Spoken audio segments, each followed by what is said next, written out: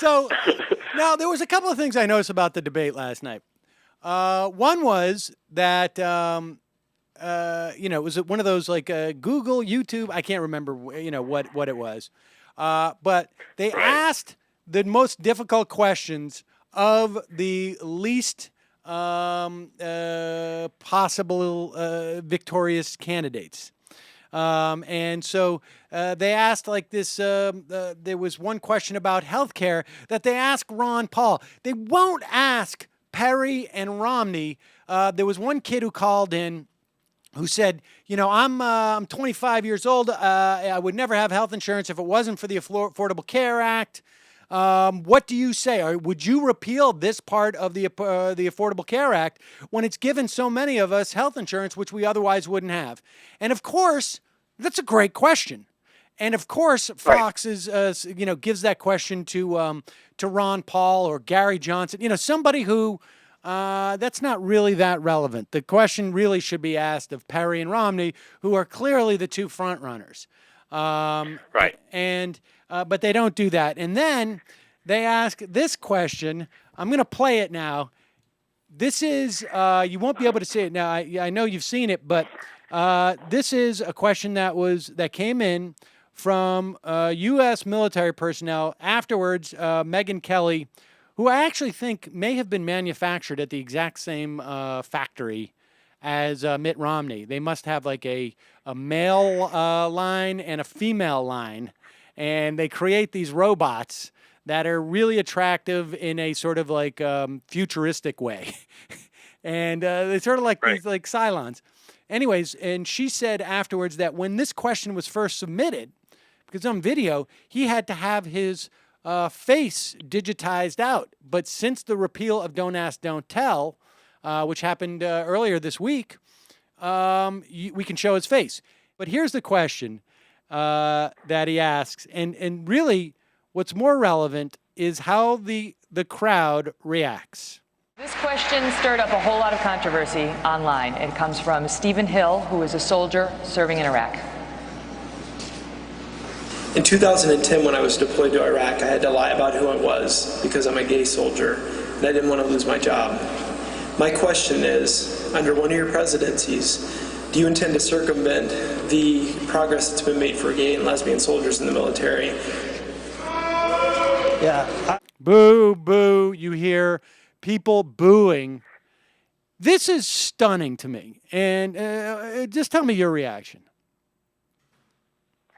Well, I'd like it to be stunning to me. After this display the last couple of times, you wonder why someone like Troy Davis can be put to death. It's because certainly for the most part, anybody who's a Republican wouldn't dare come out against it because their base are death lovers. But apparently, they're also gay haters. Well, not apparently, we've known that for a while. But I mean, this is literally the mob. This is the definition of like not the mob as in mobsters, but a mob. I mean, this is like I compared it, in a column I wrote a week ago to like a lynch mob. And I really don't think they're far off from that. Like, I think, honestly, you're seeing like literally the most degrading aspects of human nature, the pure just hatred in these crowds that come to them. I mean, it's like, you ever see the end of Braveheart?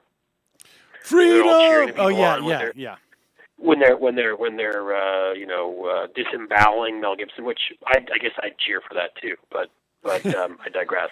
How the crowd is just bloodthirsty. I mean, that's what you've got here, and it's why I've been arguing for a while that everything these guys do is driven by hate. It really, everybody tries to say, oh, the Tea Party, they're only about economic issues. No, really, they're not. No, we know that. I mean, we have empirical evidence that they're not actually now. But I would say I'd go further. They're not even about economic issues because it's not about like they're not like traditional moderate Republicans who wanted to balance the budget and people that really meant that and believe it. They want to cut spending from people they hate. You know what I mean? They don't want to cut it, not for themselves. If you're Michelle Bachmann, spend it on the family farm. Keep it coming. Right. But don't cut my Medicare. Don't cut my Social Security. Right. But exactly. Cut the stuff that I think will affect black people. Right. That's exactly right. They wield public policy at this point like it's a sword. and they're going after their enemies. And so they can cut funding from people that are undeserving and ungodly and who they hate. They want to do it. And that's the same thing as the social, but it's all mixed in together.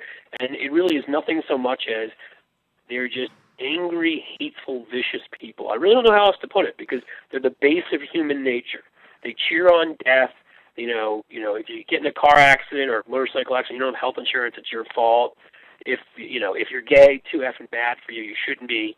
I mean, that's what we're talking about. What's stunning is really, what's really stunning about this to me. About this, there are two things. I mean, first off, what the message they're saying is that even though you are fighting to protect us, even though you were deployed in Iraq, even though you did all this, because you're gay, we hate you.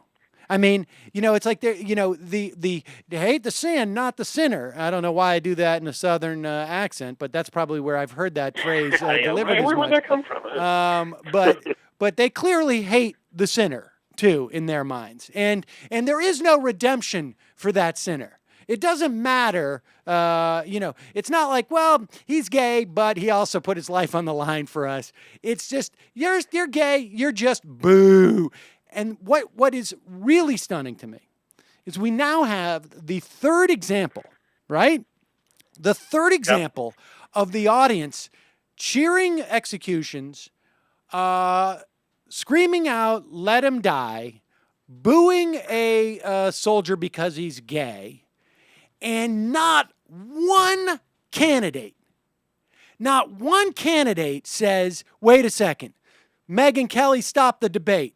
Hold on for a second. I just want to say that's inappropriate.